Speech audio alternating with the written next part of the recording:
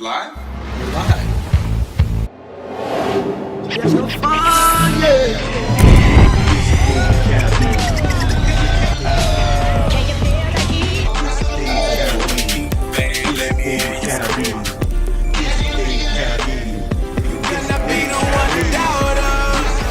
It's like against all odds, but we still a movie. So this was a disappointing week for me, bro. You were very much on the, we'll see, and we're going to congratulate this crew regardless. Yeah. And I was very much thinking it was going to come together, and we were going to be there. We're not there. We're sitting at home. We're watching the playoffs from the outside looking in. Yeah. We had 41 wins. We were 30-11 in the new year. A record. We were an accomplished, stunning story in the league, but we're at home. Yeah, no question. And that's what I said, because in everything, man, in this life, you have to hope for the best, but prepare for the worst. You said some that. things are you beyond. said the words. Yeah, you know. And some things, in essence, are out of your control, you know. I say that cautiously because, in a sense, everything is in your control. But at the same time, there are external elements, and that's what happened to this team, man. You know, we were in a big hole. We dug our way out. We made a great push, but all the pieces didn't come together, you know. Pieces? What do you mean? Well, the circumstances and situations that had to, you know, manifest in order for us to make the playoffs. Obviously, we had the same record as the team that got the 8th spot. You know, if we played Chicago early in the season and they won the tiebreaker. Imagine if we played them at the end of the season when we were rolling. Then we would have won the tiebreaker. You know, imagine if we would have got that Knicks win. I mean, literally, we missed the playoffs by 1 win. So that's why I was saying, look, no matter what happens, playoffs or not, this team deserves to be celebrated. You know, I think this, I don't think not only myself and yourself will attest to this, but I think the South Florida community, the Miami Heat fan base, the Heat lifers, will tell anyone that this is one of their favorite Heat teams. You know, rose from adversity, a ragtag group, you know, of no names, you know what I mean? Yeah, you know, severe injuries. We don't even talk about the Chris Bosh injury. Waiters. Major injury. Waiters. Winslow. So, yeah, man, I mean, so for this team to accomplish what they did, there's no question they should be celebrated, applauded, put on a pedestal, remembered for their greatness, for their resilience, for their strength, for their attitude, for the great wins we've had. Look, fam, we beat Golden State this year. We beat Houston twice this year. We beat a lot. We destroyed Cleveland this year. We're talking about the teams that have been to the past 2 NBA Finals. So there's a lot to be celebrated, a lot to appreciate love. And you got to give all the credit to Spoelstra, the organization, the front office, but especially these players, because they're the ones that put in the work. They're the ones that have to do the things on the fly that the coach don't draw up, and they're the ones that made it happen. So, look, man, we hurt definitely that we're not in the playoffs. I really feel we could have gotten out that first round. You know what I'm saying? Or really challenged Cleveland or Boston. And made some noise, but it is what it is. You got to just brush yourself off and focus on the future. Argument to be made that we would have been the best team in the playoffs, both conferences, given our record for the year. Yeah, I feel that. It doesn't hold any weight really once you get into the playoffs. Again, like we've said so many times, it's a different season. It's a different rhythm. It's good to go into the playoffs with a nice rhythm, but we didn't really have it. We were kind of just hovering above 500 our last 10 or so games. So it's all good. Look, record-wise, second half of the season, 11, I get you. 30-11, man. That's a record for a reason. That's a thing for a reason. No question. I dig it. It's not lightly accomplished. This team was on a roll. Yeah, I mean, we were rolling, and definitely one of the hottest teams in the NBA the second half of the season. Didn't translate right down to the wire because obviously we lost Waiters. And in this league, man, injuries are going to happen, bro, you know. We know that more than anybody. Look, when we were trying to repeat with Shaq and D Wade separated his shoulder. You know, that could have been swept out of the Bulls. You know what I'm saying? But D Wade wasn't right. He had knee surgery after that year. You know, and his shoulder was messed up. So injuries are gonna happen, man. You can't blame injuries. And the Waiters injury definitely hurt us. I mean, come on, man. If Deion's there, you don't think we're gonna win one more game? And we would have gotten the playoffs with one more win. So it is what it is. Cost. His loss, losing him was a huge cost. We didn't bring him back just for the run. We were talking about that Bulls year where we got swept out by the Bulls, and how, you know, bringing Dwayne Wade back, was it smart? Was it not smart? Well, we ended up defending a championship with a broken team, and we didn't defend. We got swept out of the first. So who's to say? I mean, listen, I would have loved to see this team go against any of the top seeds. We were going to go in limping anyway, because Deion would have been back. He didn't come back for that last game, which to me, like I said a couple shows ago, he wasn't right. Yeah, I mean, I think they were saving him, actually. I really think the organization, everybody, the trainers, coaching staff, believed that somehow we would find our way into the playoffs, and then just give Deion a little more extra rest, a little more extra time to recover, and then insert him in there and get back to our groove, you know? But it is what it is, man. And, like, look, man, mad other teams could say the same thing, man. Mad other teams in this league had certain injuries that cost them the positions they're in. Look at the Clippers with Chris Paul being out. They were one of the top 2-3 teams in the West, went down to 4. I mean, a lot of teams, you know. So it is what it is. I agree with you, Black. We definitely could have made noise. But it is what it is, man. You got to just move on, accept the present, and look forward and build the future. What are we going to do next year? Do we rebuild, or do we give this team as constructed, but with a Winslow coming back? And who knows what's going to happen with Chris Bosh. But do we give this team another opportunity, or do we say, this was a great season, let's be better? Let's not just, you know, there a lot of things went right this year. We know a lot of things went wrong, but a lot of things went right, so let's... Yeah.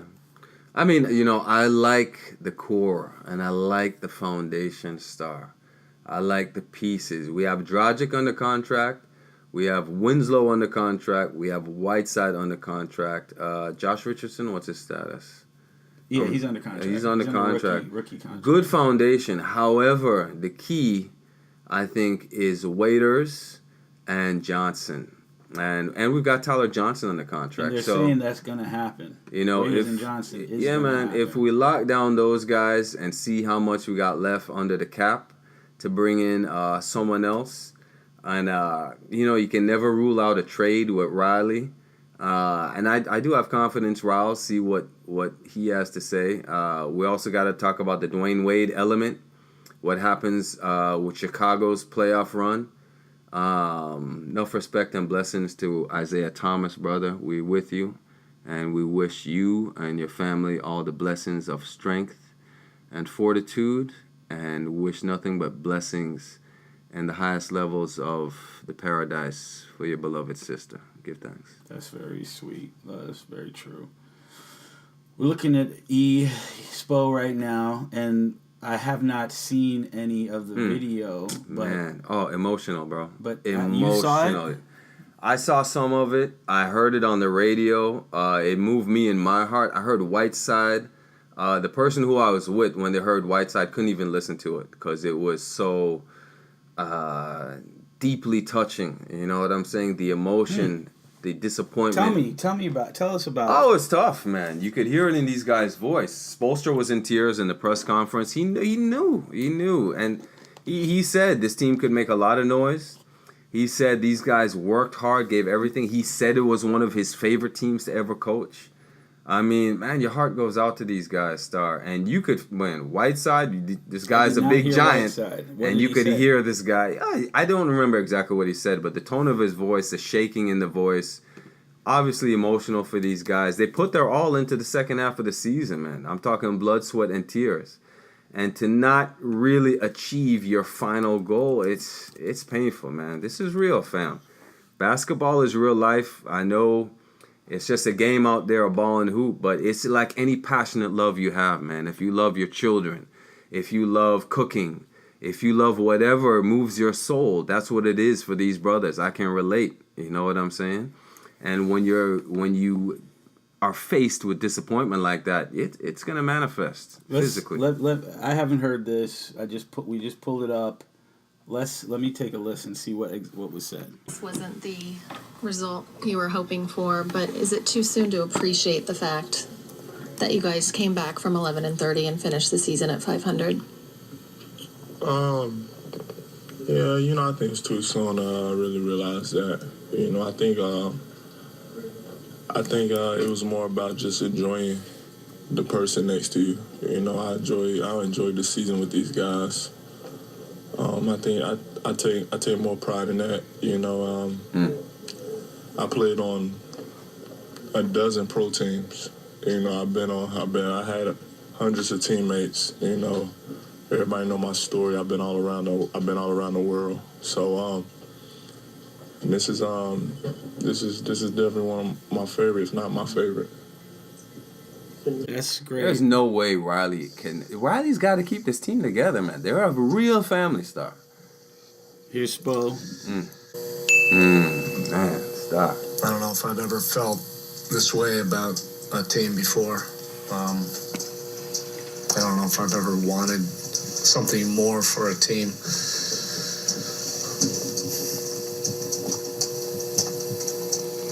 When any one of us wanted to get into team sports, it was to be around a team like this. We went through so much together in just a few months and really got to know each other. And through everything, we've made each other better. As I watched these dudes emotionally reconnect about the season and the connections they made, I'm reminded of this scene from Charlie Wilson's War. I don't know if you ever saw this movie, but I got to tell you, there's a spark of hope in me because we've been disappointed as hell with this franchise. Like all the years of heartbreak in New York, where we were like, damn it, we were that close. Before that, Chicago being swept out of the first playoff. 15-win season. I was living that season, bro. The sweep of the Bulls the first time we made the playoffs. Game, the damn near sweep.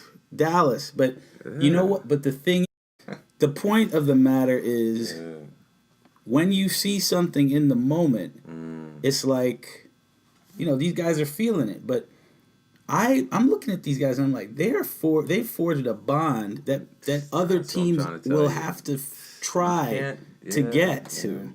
That other teams will have to force on them, on their franchise. These guys were in the trenches.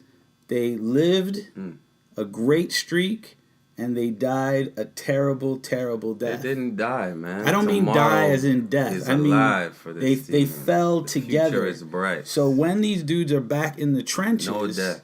When these dudes are back in the trenches, it's going to be brotherhood, linked in their minds, in their actions, and we haven't seen the best of this team. No chance. And we haven't seen it constructed even. Maybe in terms of a playoff berth, maybe we're going to look back at this and say, we'll see. Maybe we're going to look back and listen and say, you know what, that's what started it all. This had to be this. That's what started our second rise. That group of guys. We lost to Indy in 2006. Here comes Shaq. I wrote an article on Reddit this week that looked at our entire success as a franchise and just originated with Anthony Carter. Yeah. Anthony Carter's I would say it originated with Billy Cunningham first, veteran guy to the league that came in and was an awesome foundational piece for this franchise. I mean, you got to give it up, fam. There's been a lot of franchise come in and they're gone. Vancouver Grizzlies. We can go on and on. You know what I'm saying? Billy Cunningham, ex-76er. awesome player in the league, championship experience, came in and he set the foundation. And then a couple years after that, we have Riley, and that just improved the culture. So just like what you're saying, my brother, it's the culture we have here. It's these pieces coming together and being that bonded unit, you know what I'm saying, that had to go through adversity, and that's what the Miami Heat's all about, going through adversity, but rising, like we said, like that phoenix from the ashes, you know, appropriately enough, because it's all about that fire, you know what I mean? But yes. I think, like you said, man, there's nothing but optimism for this team, for this franchise.